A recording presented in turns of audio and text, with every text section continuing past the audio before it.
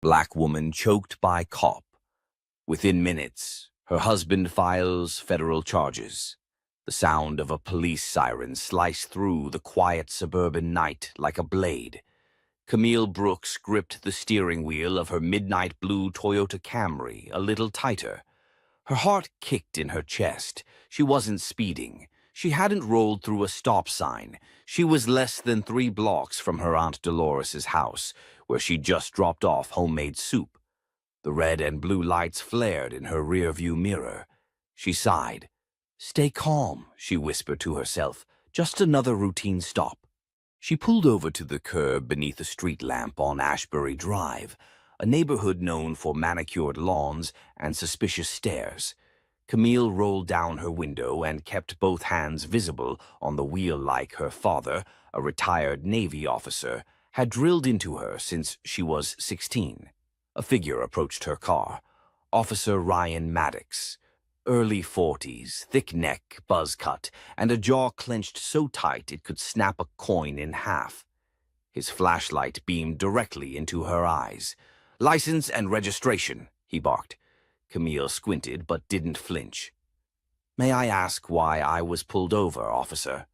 "That's not how this works. Papers. Now." Camille calmly reached toward her glove compartment. Her fingers barely brushed the edge of her wallet when Maddox snapped, "Hands where I can see them." She froze. "Officer, I'm just getting my—" He yanked the door open before she could finish. A scream caught in her throat. "I said out!" Without warning, Maddox grabbed her arm and pulled her out with force that sent her purse tumbling to the pavement. Camille gasped as her knees hit the cold asphalt. "Please," she cried, "you're hurting me." He pressed his knee into her back and wrapped his forearm around her neck in a chokehold. "I didn't do anything," she gasped, her voice ragged. From across the street, a young teenager, Isaiah, 15, wide-eyed and terrified, fumbled with his phone, hitting record as fast as he could. The scene unfolding before him wasn't just violence, it was theater. And Camille was the unwilling star. Camille's voice came out in a choking rasp. "I can't breathe." But Maddox didn't loosen his grip, not even when a neighbor yelled from a porch, "Hey, that's too much! Let her go!" By the time backup arrived, Camille's face was streaked with tears, and her breath came in shallow gasps.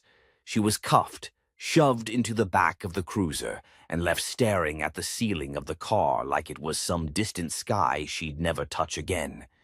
She never said a word about her husband, never once mentioned that her last name, Brooks, meant something far more dangerous to corrupt cops than they could ever imagine. Back at the station, Officer Maddox filled out his report with steady hands. Suspect became belligerent, refused to show documentation, resisted arrest. Suspected DUI. It was a fabrication. A script polished over years of unchecked authority. He didn't know that somewhere on TikTok, a clip had already reached 800,000 views and counting. Isaiah's video, shaky and breathless, caught the entire chokehold. The caption read, "She didn't resist. He just attacked her." At Arlington General Hospital, Camille lay on a gurney, her neck bruised, her voice barely above a whisper. A nurse, unsure of the full story, gently asked, "Do you want us to call anyone?" Camille nodded weakly. "My husband." "Name?" Her lips moved slowly. "Andre Brooks." The nurse's eyebrows raised. "Wait, as in Assistant U.S. Attorney Andre Brooks?"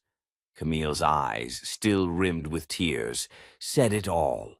Back at their home in Capitol Hill, Andre Brooks was working late in his home office, surrounded by case files. He was used to darkness, to injustice, to combing through hours of depositions exposing corruption in police departments, but nothing prepared him for what popped up on his phone, a forwarded TikTok link from a colleague. The video opened with Camille's face. His Camille, his wife of 8 years, on the ground, struggling to breathe. His body went rigid, then came the sound of her voice, choking out those words no husband ever wants to hear his wife say. "I can't breathe." Andre stood in complete silence for 10 seconds. Then his fingers started flying over his keyboard. Not to tweet, not to post, but to file.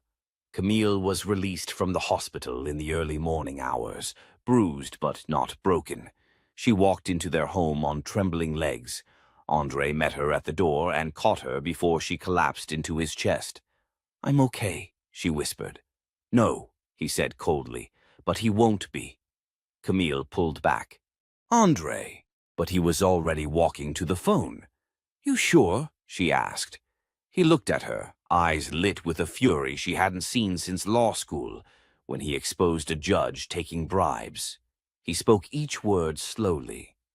"He choked my wife, on camera. He's going to face federal charges, and I'll be the one to deliver them." By noon the next day, Ryan Maddox had no idea what was coming, still smug, still laughing with fellow officers at the precinct, still telling them she was just another angry black woman trying to play victim. He didn't know that a federal civil rights lawsuit had already been filed.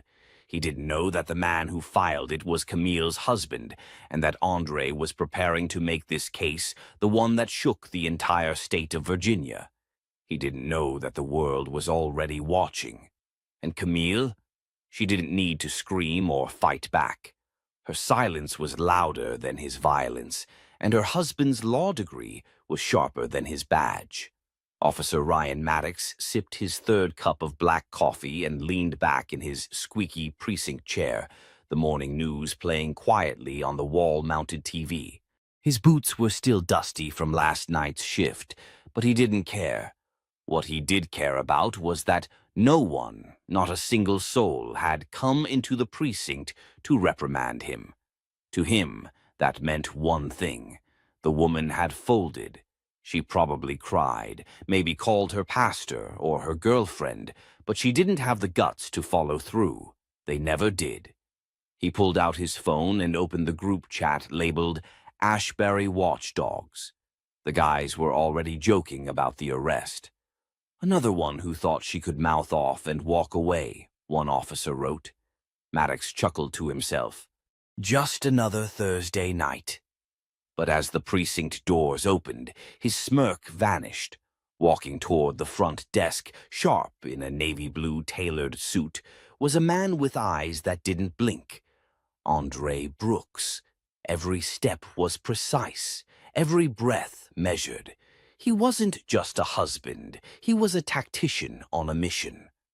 Camille had begged him not to come in person, not to make a scene, but this wasn't a scene. It was strategy. He handed the folder to the desk sergeant without a word. "What's this?" the sergeant asked.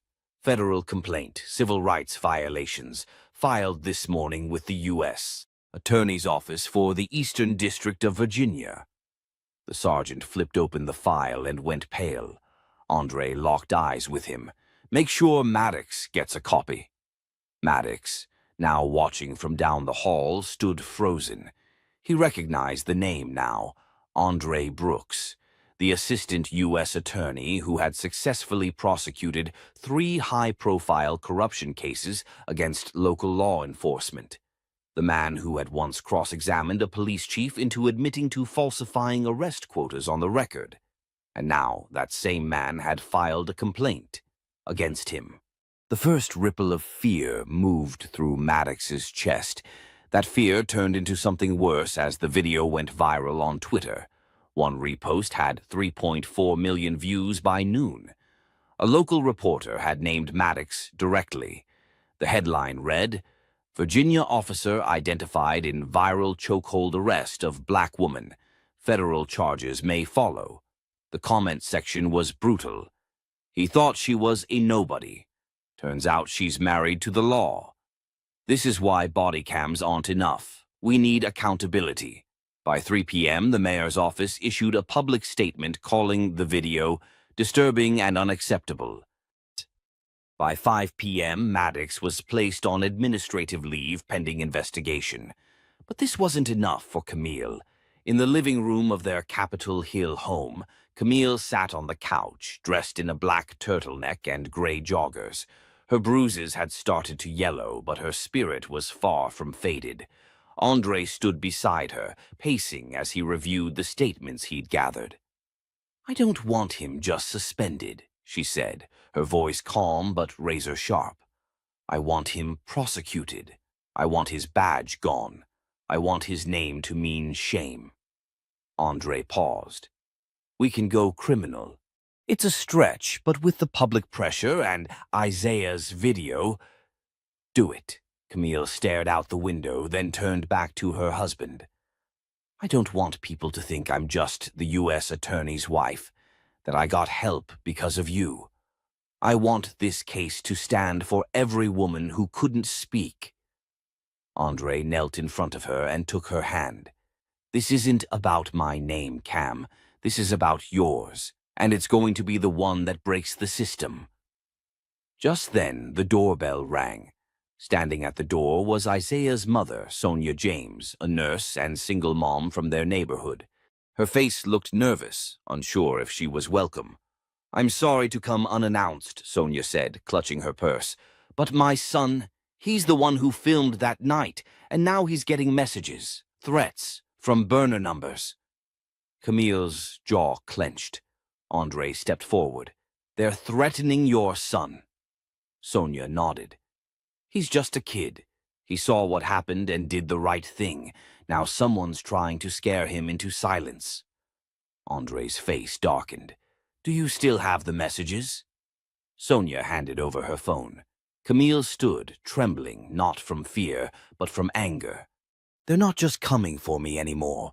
They're trying to shut everyone down." Andre made a call immediately to his colleague, a DOJ civil rights investigator named Brianna Carter. "We may need to expand this investigation," he said into the phone. "Looks like someone's trying to bury a witness." Brianna didn't hesitate. "Send me everything. I'll loop in the FBI." The next day, Andre and Camille met with the U.S. attorney in Richmond. The DOJ had agreed to assign an independent team to investigate not only the chokehold but also patterns of misconduct in the precinct where Maddox worked. That same afternoon, Camille sat in a press conference flanked by civil rights attorneys and community leaders. She looked directly into the cameras. "My name is Camille Brooks. I was attacked by an officer without provocation, without cause, and nearly without breath. But I am not here today because I'm a victim. I'm here because I survived. And now I'm going to make sure no one else has to go through what I did." The room erupted in applause. Andre stood just off stage watching her, not as her husband, not even as a lawyer, but as a man in awe of a woman who was no longer just a survivor. She was a force of reckoning. Meanwhile, Officer Maddox sat at home in his dim kitchen, blinds drawn. His phone kept buzzing with news updates and voicemails from union reps. A knock came at his door. He opened it to find 2 FBI agents. "Officer Maddox," one said, "we need to speak with you about potential witness intimidation and obstruction of justice." Maddox's face drained of color. "Wait, this is about that video." "That wasn't me. I didn't send anything." But they weren't there for his excuses. They were there for his downfall. As he was led out of his house, neighbors watched from behind their curtains, phones raised. For once, the story wasn't being told by the officer. It was being told by the woman he tried to silence. And this time, the whole world was listening. The cold Virginia rain soaked the courthouse steps as Camille climbed them slowly, each footfall heavier than the last. Though it had only been a few days since the attack, everything had changed. Her bruises were fading, but the memory still sat on her skin like a shadow. This wasn't just about one cop anymore. It was about everything behind him. Andre walked beside her, briefcase in hand, expression locked in his usual calm but watchful gaze. But even he felt the tension. The federal complaint had triggered more than just paperwork. It had set off a chain reaction they were still struggling to control. Inside, the room was filled with press. Flashes burst the moment they stepped through the door. Camille didn't flinch. The DOJ had officially launched a civil rights probe, and the U.S. Attorney's Office had assigned Camille's case top priority. But what shocked everyone wasn't just the speed, it was the scope. The investigation now included multiple officers, not just Maddox, and focused on a disturbing number of use-of-force complaints buried deep in the department's records. That morning, Camille was scheduled to give her sworn testimony. It would be the first time she would say what happened on the record. "You sure you're ready?" Andre asked gently. "I wasn't ready when it happened," she replied, "but I'm ready now."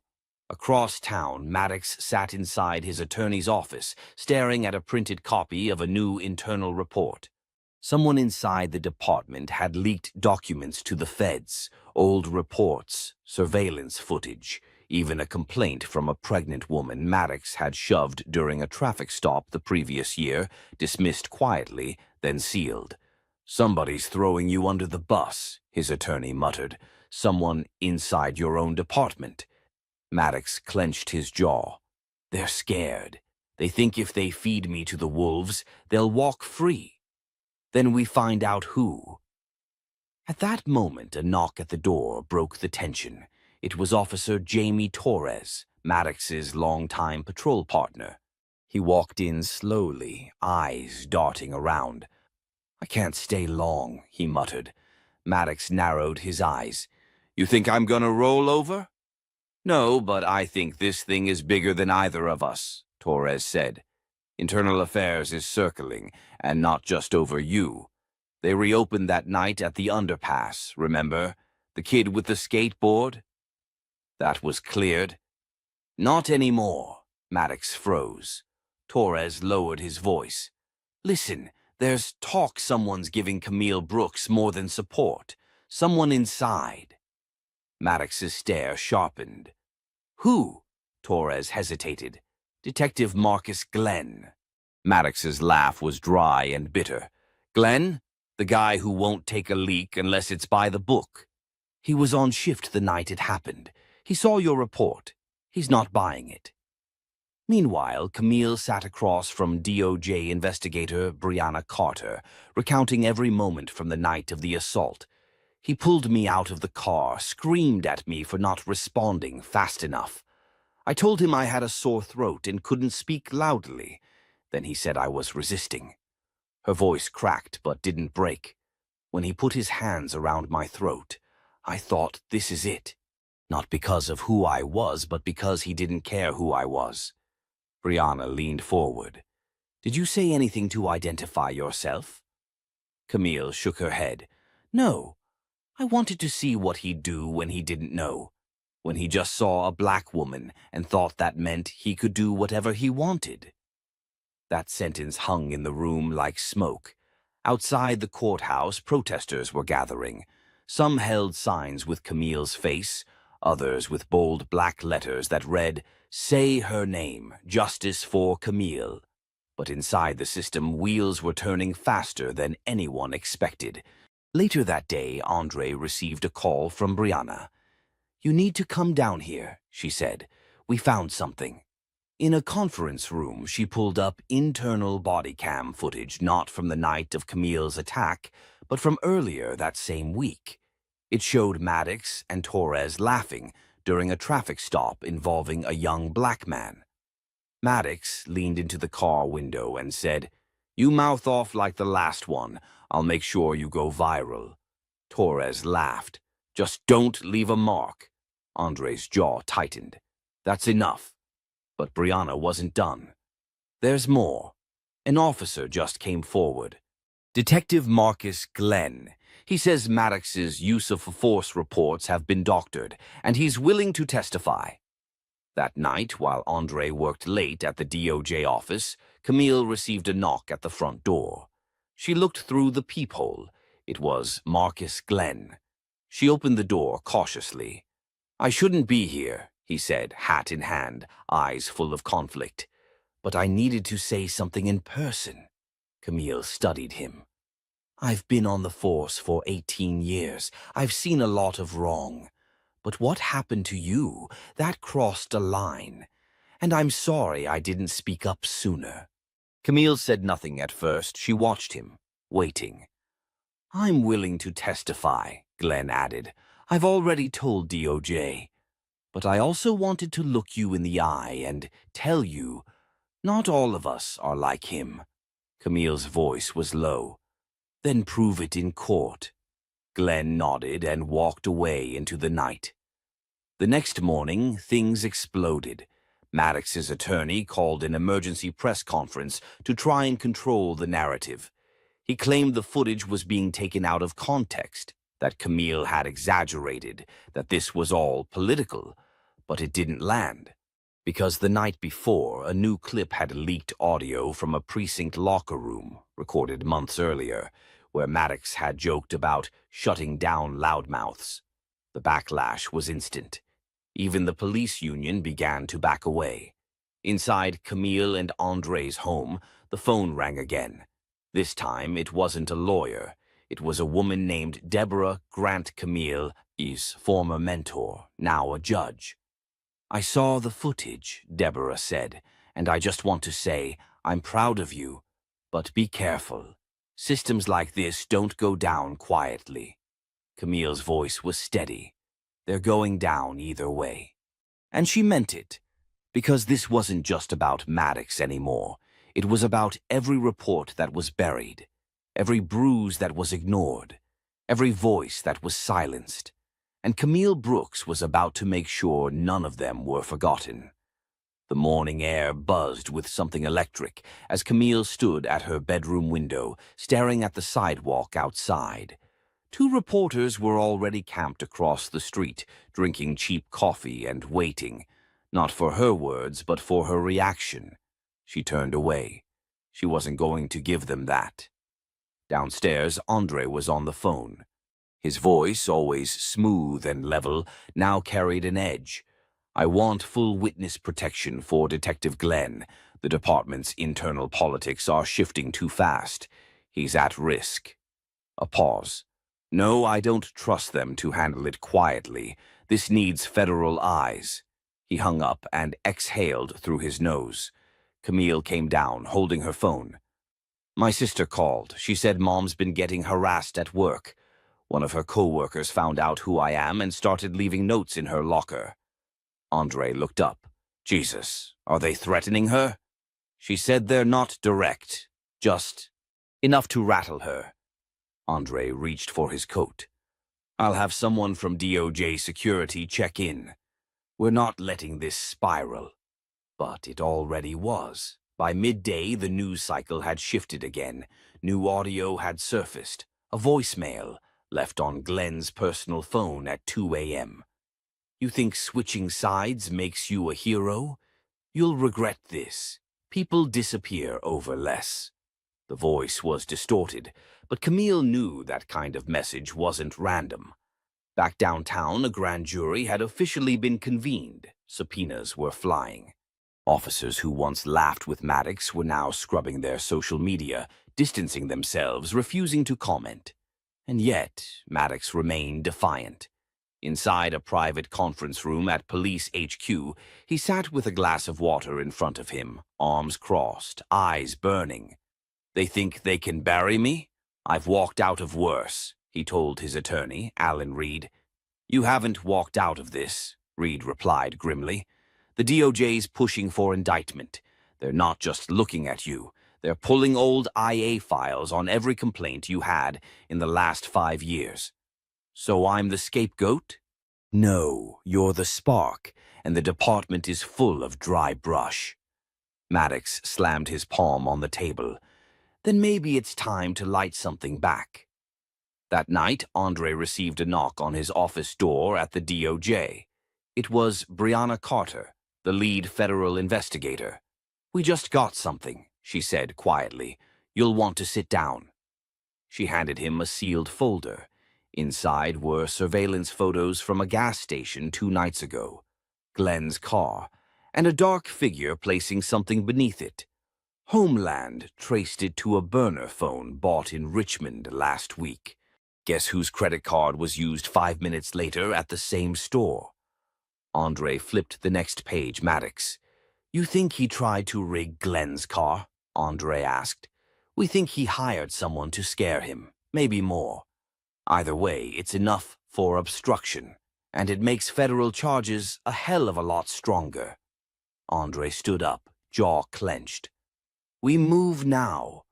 Within hours, a federal arrest warrant was issued, but Maddox had vanished. Gone. No one at the station had seen him since noon. His patrol car was found abandoned in a parking garage downtown. His badge and gun were left on the seat. By morning, he was officially a fugitive, and the media devoured it. Former officer under DOJ probe disappears, the headlines read. Some hinted at guilt. Others painted him as a victim of government overreach. But for Camille, it was neither. It was unfinished. Later that day, Camille met Glenn in a quiet booth of a diner in Arlington. No cameras, no suits, just two people trying to breathe. You sure you're up for this? He asked her, stirring his coffee without looking up. I'm past that point, she replied. You know, if they don't catch him soon, the whole case starts to shake. People forget. Sympathy fades. Camille looked him in the eyes. That's why we won't let them forget. Then, as if on cue, her phone buzzed, a blocked number. She hesitated, then answered. A voice, low and calm, whispered through the speaker. You've made a lot of noise, Camille. You think the system's on your side? They only protect you until it's inconvenient. The line went dead. She froze. Andre arrived within minutes. You okay? He asked, checking her face. They called me. I don't know how they got my number. They're getting desperate. We're closing in, and they know it. The next morning, Camille and Andre were called into a secure federal facility where an agent slid a folder across the table. We found Maddox, he said. Camille's heart stopped. He crossed into North Carolina using a fake ID, booked a room at a motel outside Fayetteville, but someone tipped off a local bounty hunter who recognized him from the news. Andre opened the folder. Inside was a photo of Maddox, hands cuffed, face bruised from resisting arrest. He's in custody now. Extradition already underway. For a moment, neither of them spoke. Then Camille stood. Now we finish it. The grand jury was scheduled to reconvene that Friday. But now, with Maddox in custody and obstruction charges confirmed, the case had taken on new life. Outside the courthouse that day, a new banner waved in the crowd. Justice isn't quiet. And Camille Brooks wasn't finished talking. Not even close. The courtroom was colder than Camille expected. Not physically, it was summer in D.C., and the AC hummed lazily overhead, but the tension was thick and unnerving.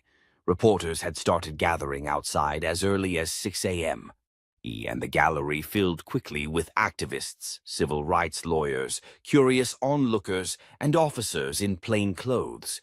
Everyone wanted to see what would unfold now that former officer Jared Maddox was in federal custody. Camille sat beside her husband Andre at the front of the room. Her fingers rested gently on her lap, but her back was rigid. Every movement, every look, was being watched, analyzed, spun into headlines. Judge Mariana Fields entered promptly at 9 o'clock. A no-nonsense woman in her late 50s with gray curls and a reputation for destroying weak arguments before lunch. This court is now in session, the bailiff announced. United States versus Jared Maddox. Maddox was escorted in through the side door, shackled at the wrists. His once polished uniform traded for an orange jumpsuit. His hair was disheveled, and the bruising from his arrest still colored his cheek and jaw. But his eyes? Still arrogant, still convinced he'd walk away clean. His lawyer, Alan Reed, stood with confidence. Your Honor, the defense will argue this entire case is politically motivated. Officer Maddox is not a flight risk, and we request he be released on bail pending trial. Camille leaned forward, every cell in her body buzzing. Andre stood, calm but firm. Your Honor, the defendant disappeared for 3 days, leaving behind his badge and firearm. He made no attempt to surrender and was apprehended while using falsified identification. The government believes Mr. Maddox poses not only a flight risk, but a credible threat to witnesses and the public. Judge Fields didn't blink. Request for bail denied. There was a collective gasp from the gallery. Maddox's jaw clenched. His attorney sat down hard, like someone had just knocked the wind out of him. Outside the courthouse, the crowd erupted with chants. Some cheered, others protested, but Camille didn't hear any of it. Her focus was locked on Maddox's face as he was led away. For the first time, the arrogance wavered. There was something else now. Fear. That afternoon, Camille sat with Andre in his DOJ office. The blinds were drawn, and a map of the Maddox case was tacked to the wall photos, timelines, documents, witness statements. "We just got something," Andre said, scrolling on his tablet. "There's a new witness, a teenager. Malik Harmon. Says he was roughed up by Maddox last year but was too scared to report it." Camille raised an eyebrow. What changed? "His older brother was at the rally last night, saw you speak, told Malik it was time." She nodded slowly. "Let's talk to him." That evening, they met Malik at a community center in Southeast D.C. He was 17, lanky, with nervous eyes that darted around the room like they didn't trust walls. "He slammed me into a fence," Malik said quietly. "Said I looked like someone who ran from a robbery, but I was just walking home from work. My nose was bleeding, my ribs were bruised. I couldn't breathe." He hesitated, looking at Camille. But what scared me wasn't the hit. It was how calm he was, like it was nothing. Camille swallowed hard. "Did anyone see?" Andre asked. "A guy in a delivery truck, white dude, said his name was Cooper. I tried to get his info, but Maddox screamed at him to leave." "We'll find him," Andre said. Back at DOJ, Andre ran Cooper's license plate from security cam footage. Within hours, they found him, Eli Cooper, a UPS driver who had transferred out of D.C. 6 months ago. By morning, Eli was sitting in a federal interview room in Baltimore, nervously tapping his foot. "I remember that kid," Eli said. "I saw the whole thing. That officer didn't ask questions, just grabbed him, slammed him against the fence like it was routine. I told my supervisor, but they told me to stay out of police matters." Camille stared at him. "Would you be willing to testify?" Eli nodded slowly. "It's about time someone did." Later that week, something else surfaced. Something unexpected. A sealed report from 2018, buried deep in internal affairs archives, filed by a rookie cop named Sandra Lee. It accused Maddox of falsifying arrest reports, planting evidence, and using excessive force on at least 3 occasions.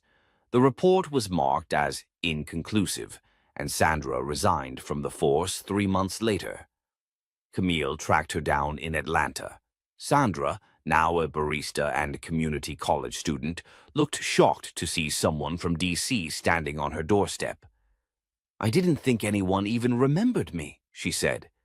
"We're here because you mattered," Camille replied. Sandra's hands trembled. "They buried it. They made me feel crazy. Said if I didn't shut up, I'd never work in law enforcement again. Will you talk about it now?" "I want to," Sandra whispered. "I just don't know if I'm strong enough." Camille smiled gently. "Then lean on us. We'll carry it together." That night, as Camille and Andre walked back to their car, she paused under a street lamp. "You realize what we're building," she said quietly. Andre looked over. "A case? No. A reckoning." But just as the case began to swell with momentum, a crack appeared. A local news outlet published an anonymous leak. Someone from inside the department claimed Camille was leveraging her husband's DOJ position for personal revenge, that she wasn't an innocent victim, but a manipulator orchestrating a takedown. "She's no hero," the anchor said coldly. "She's just another political wife playing puppet master." The smear campaign had begun. Camille watched the broadcast in silence. Then she stood, walked to the window, and stared out over the Capitol dome glowing in the dark. Andre came up behind her. "We knew this would happen." "They're not coming for me," she whispered. "They're coming for every black woman who's ever raised her voice." He placed a hand on her shoulder. "Then let them come, but they better be ready." Because the next move was theirs, and it would be felt. The smear campaign hit harder than Camille had expected.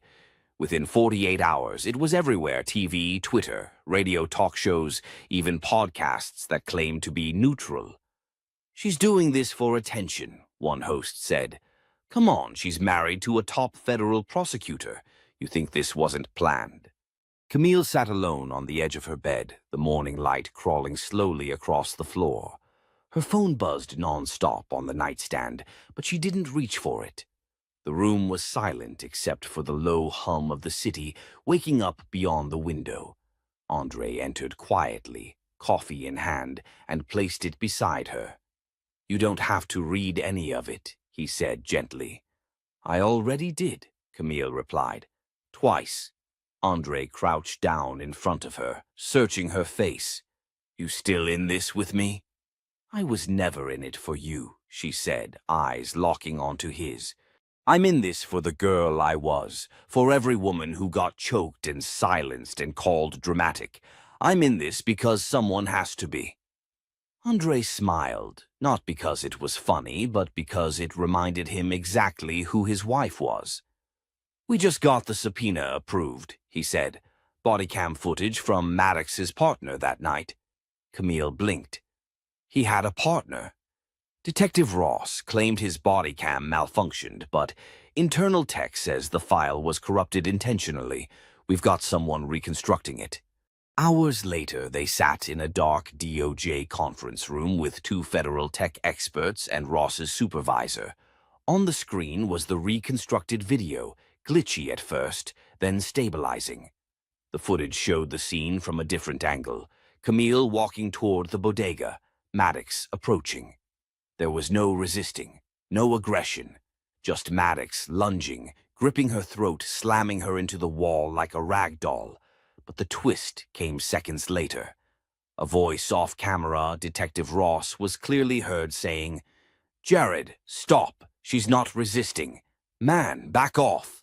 Maddox responded, "I don't care who she is. These people need to be reminded." "These people," Ross said, voice sharp. "Yeah, loudmouth nobodies who think they own the sidewalk." Camille's breath hitched. She hadn't heard that part before. The video ended. The room was silent. "That's hate speech," one of the techs muttered. "And an admission." Andre turned to Camille. "This changes everything." But as they prepared to file the footage into evidence, another storm hit. Detective Ross went missing, disappeared from his home overnight. His badge left behind. No trace. Camille was the first to speak what everyone else feared. Maddox has someone on the inside. The days that followed were chaotic. Protesters flooded the streets again, demanding answers about Ross's disappearance. The police chief released a vague statement about investigative delays. The mayor refused to comment. Meanwhile, Camille received threats. Notes slipped under her door. A dead bird left in her mailbox. The message was clear. Stop. But Camille refused. Then came the real twist. A woman named Deborah Langston walked into DOJ headquarters asking for Camille by name. She was Maddox's former partner from 3 years ago, transferred after an incident that was swept under the rug. "I have something to show you," Deborah said. In a quiet conference room, Deborah laid out a small thumb drive and her old department-issued phone. "I kept records," she whispered. "Things I wasn't supposed to, but I knew someday someone would come asking." The files revealed internal memos, buried complaint reports, emails between Maddox and higher-ups discussing cleanups after controversial arrests. One email stood out. From Captain Eric Dawes, dated 2 weeks before Camille's assault. Keep him on a leash. I'm not risking another internal review because Jared thinks he's God. Camille sat frozen. They knew. They always knew, Deborah said, but they kept promoting him. It wasn't just about Maddox anymore. It was about the system that enabled him, protected him, gave him a badge, and let him turn that into a weapon. By now, media had flipped. The leaked footage, Ross's disappearance, Deborah's files. Now the headlines read, Justice Dept uncovers internal police cover-up, and choking victim's husband exposes corruption at highest levels. But just as momentum returned, tragedy struck. Malik Harmon, the teenage boy who had testified, was found in critical condition after an alleged hit-and-run outside his school. Camille rushed to the hospital, heart pounding. Malik lay unconscious, his mother sobbing beside the bed. "It wasn't an accident," she cried. "He said someone had been following him all week." Camille felt the weight crash down again. Real lives, real risk. Andre arrived minutes later, lips thin with rage. "We're going public," he said. "All of it." They called a press conference. Cameras flashed. Mics crowded in. Camille stood in front of the crowd, shoulders back, voice steady. "This is not just about one officer choking me on a sidewalk. It's about a system that grooms monsters and punishes those who speak out. Detective Maddox did not act alone. He acted with the full knowledge that he would be protected." She paused. "And even now, even as people like Malik lie in hospital beds, they are still trying to scare us into silence. But it's not working." Reporters shouted questions, but Camille raised her hand. "To the women watching this, to the young black men who don't feel safe walking home, to the families who've buried loved ones with no justice, I see you. I was you, and I'm not backing down." The crowd erupted. That night, as Camille sat on her porch with Andre, watching the distant glow of city lights, a soft buzz came from Andre's phone. He picked it up, eyes scanning. Then he looked at Camille. "They found Ross." She straightened.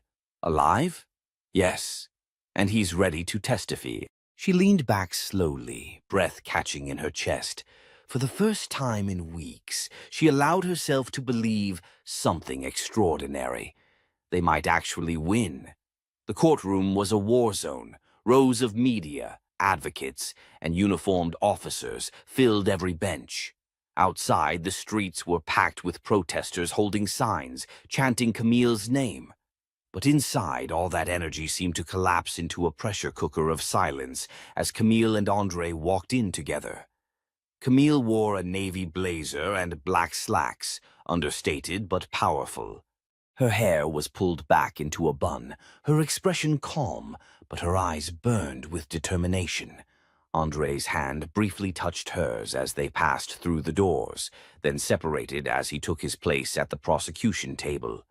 Across the room, Officer Jared Maddox sat in his defense seat, flanked by 2 attorneys. His usual smugness had cracked. He looked thinner, pale, his jaw tight as if he could feel the noose tightening. But there was still a flicker of arrogance, the kind only someone raised on impunity could hold. Judge Eleanor Watts entered, an older white woman with a reputation for balance, but also for giving the benefit of the doubt to law enforcement. Camille had studied her cases for weeks and knew the uphill battle this would be. Andre stood first. "Your Honor, the Department of Justice presents a case of excessive force, perjury, and conspiracy to obstruct justice." "What we present today is not just one incident," he continued. "It's a pattern, a culture, and a system that empowered a man to choke a black woman in broad daylight, then nearly erase the evidence to make it disappear." He gestured to the screen. "Today you will see it all. The videos, the reports, the lies, and you will meet the voices they tried to silence." The prosecution called Malik Harmon first. The teenager entered the courtroom slowly, a cane in his right hand, his mother by his side. The room held its breath. Malik, Andre asked gently, can you describe what you saw that night? Malik nodded. I was coming out of the store. I saw the officer. He grabbed her. She didn't do anything, just said something like, I'm on the phone. And he snapped, grabbed her neck, slammed her. And did you try to help? I screamed, I yelled at him, but he didn't stop. Andre nodded and moved on. Then came Detective Ross. He was thinner, too, his voice hoarse from weeks in hiding, but he was resolute. I tried to stop him, Ross said. I told him to back off. Told him she wasn't resisting. He told me to shut up. Said, these people need reminders. And what did you do after that? I reported it to Internal Affairs. They told me to drop it. Then my access got revoked. My files disappeared. I was transferred within the week. The courtroom was rattled. Gas, murmurs. Even the judge leaned forward. But nothing compared to what came next. Deborah Langston was called. Camille had only met her twice before. A former partner of Maddox, Deborah had left the force after filing a discrimination suit that quietly disappeared. She took the stand and pulled out printed emails and text messages she had archived years ago. This, she said, pointing to one message, is a conversation between Captain Dawes and Maddox. It reads, just handle it. No mess this time. You know what these people are like. The room froze. The racism wasn't just implied anymore. It was documented. The defense scrambled to object. Judge Watts allowed it. Then came the final blow. Andre turned to the jury. Now, let's talk about the footage that Maddox claimed was lost, the one Ross's body cam conveniently failed to store. He played the reconstructed video, Camille's scream, Maddox's hands, Ross's voice in the background, and then Maddox's response, I don't care who she is. The jury watched, silent. The video ended. Andre looked to the judge. Your Honor, this is not just about one act of violence. It is about a deliberate effort by a department to protect a violent officer, destroy evidence, intimidate witnesses, and silence a victim. But the truth is no longer hidden. The defense had little room to move. They tried to paint Maddox as an overwhelmed officer, claimed Camille had been argumentative, claimed Ross had personal beef. But every claim was countered by documentation, testimony, and truth. Then, unexpectedly, the twist came. Captain Eric Dawes requested to testify. Camille's head snapped up. Andre turned, startled. Even the defense didn't know it was coming. Dawes walked in alone, no attorney, face drawn. I can't live with it anymore, he said quietly. And then for 20 minutes he dismantled the defense's final pillar. He admitted to authorizing data wipes. He admitted to instructing internal techs to delay evidence processing. He admitted to transferring Ross and suppressing Camille's complaint internally. I thought I was protecting the department, he said, but I was protecting a monster. By the time he stepped down, the courtroom was stunned. Camille sat motionless. Then Judge Watts recessed for the day. Outside, the media stormed the courthouse. The story was exploding. A high-ranking officer turned whistleblower. Footage exposed, teen witness injured, DOJ filing systemic charges. Back at home, Camille sat on the couch, watching the coverage in silence. You okay? Andre asked, sitting beside her. She shook her head, tears forming. I wanted justice, she whispered. But I didn't know it would feel like this. I didn't know it would cost so much. Andre placed a hand on hers. It's not just justice for you anymore, Camille. It's for all of them. All the ones who never got to speak. Then his phone rang. It was the Attorney General's office. As he listened, Camille watched his face shift. When he hung up, he turned to her slowly. They want to escalate this, he said. Not just federal charges, civil rights violations. And they want you to testify before Congress. Camille's breath caught. They said your voice might help push through a national accountability bill. She stared ahead, silent. Not from fear, from the weight of what was coming. But then she nodded. Then we keep going, she said softly. We finish this. The sun blazed down on Washington, D.C., while casting sharp shadows across the steps of the Capitol. Camille stood still at the base, a microphone clipped to her blazer, earpiece in place, and hundreds of reporters and supporters watching from the lawn behind the police barricades. Behind her, Andre stood quietly with his arms folded, flanked by Malik, Detective Ross, and Deborah Langston. Their presence wasn't symbolic. It was testimony. Just weeks ago, Camille had been a target, a woman brutalized, nearly erased by the very system that claimed to protect her. Now she stood as its reckoning. Inside, the congressional hearing room buzzed with tension. Senator Marquez, a Latina woman known for her sharp tone and fierceness in civil rights hearings, leaned into her mic. Ms. Reynolds, thank you for being here. Your testimony has already changed the direction of this inquiry, but I need to ask, why come forward now?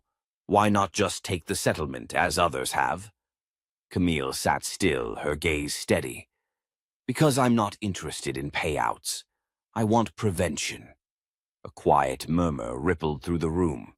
I came here, she continued, voice unwavering, because silence is what protects abusers. I came because I was choked by someone who thought his badge meant no one would believe me. And for a few hours, no one did. She looked across the room at the committee. But that ends today. The room held its breath. Across America, millions were watching the hearing live. Commentators debated in real time. Hashtags exploded. But Camille kept her words grounded in something simpler than politics truth. She shared the footage. She described the moment her windpipe tightened, the moment she saw fear in Malik's eyes, the moment she realized she might die in front of a child for nothing more than being alive and black. And when I spoke up, she added, I was told to move on. But what happens when every door you knock on leads back to the people who hurt you?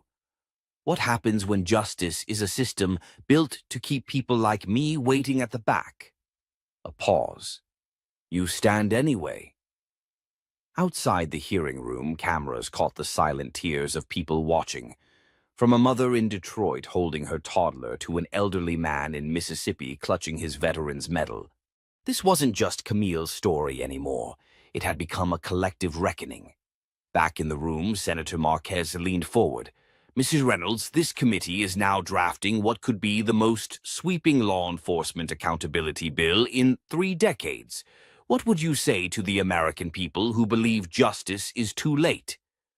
Camille didn't blink.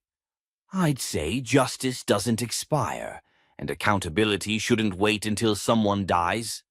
I'm alive, and I'm here, so let's get it right this time. The hearing adjourned. The room stood in applause. And as Camille exited, flashes from the press lined her path, but she didn't stop.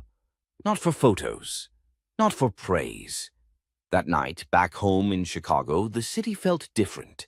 Camille and Andre sat on the couch. Malik had fallen asleep in a blanket on the floor. Ross and Deborah were quietly sipping wine in the kitchen, finally at ease. The silence wasn't heavy anymore. It was healing. You ever think, Andre said softly, this all started in a parking lot? Camille exhaled. It's always a parking lot, a store, a sidewalk. We've normalized our trauma down to locations. But this time, he said, they didn't bury it. No, she whispered. We didn't let them. A knock came at the door. It was Dawes. He looked older, tired, but there was peace in his eyes.